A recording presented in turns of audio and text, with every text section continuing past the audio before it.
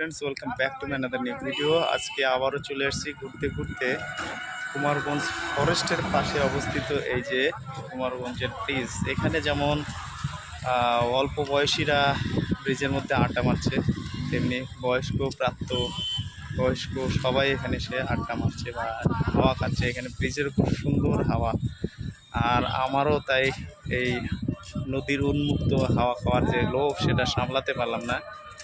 তবে জায়গাটা খুবই ভালো লাগে। যদি নদীমাতৃক কোনো জায়গায় আমার বাড়ি হতো তাহলে আমি খুবই গর্ববোধ করতাম, নিজেকে খুব ভালো মনে হতো। দেখো কত সুন্দর এই আত্রাই নদীর ব্রিজ, আর পাশ দিয়ে বয়ে গেছে হচ্ছে কুমারগঞ্জ বালুরঘাটের এইদিকে রাস্তা। আর পাশেই অবস্থিত এটা হচ্ছে কি বলে কুমারগঞ্জ ফরেস্ট, আর জানি না এটা আত্রাই ব্রিজ না কি বলে, এদিকে খুব একটা আসা হয় না।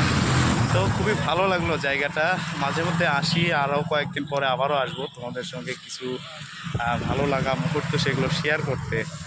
আর এটা খুবই ভালো লাগলো যে দুই জেনারেশনের মানুষ এখানে এসে আড্ডা মারে বা এখানে বসে থেকে যে হাওয়া খায়, যেমনি বয়স্করা আসে তেমনি মানে কম বয়সী যারা বলা যায় তারাও আসে, কলেজ স্টুডেন্টস, স্কুল স্টুডেন্টস সবাই এখানে আসে। জিনিসটা দেখে খুবই ভালো লাগলো। এই এলাকার মানুষরাও আশা করি খুবই ভালো মানুষ।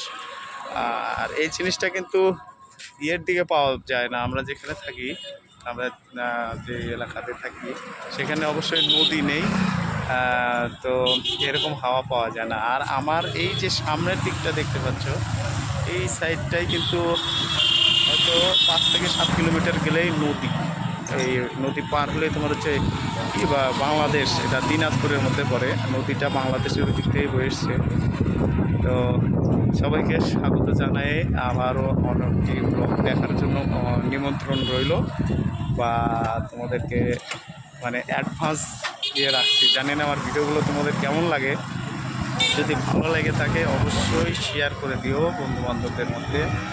আর ছোট ভাই, দাদা, বন্ধু যেই মনে করো না কেন সেটা মনে করে হলেও একটু সাপোর্ট করো। তোমাদের ভালোবাসা ছাড়া আমি এগোতে পারবো না, বড় হতে পারবো না। পাশে থেকো, এই বলেই শেষ করছি আজকের মতো। দেখা হচ্ছে পরবর্তী ব্লগে। ওকে, বাই বাই।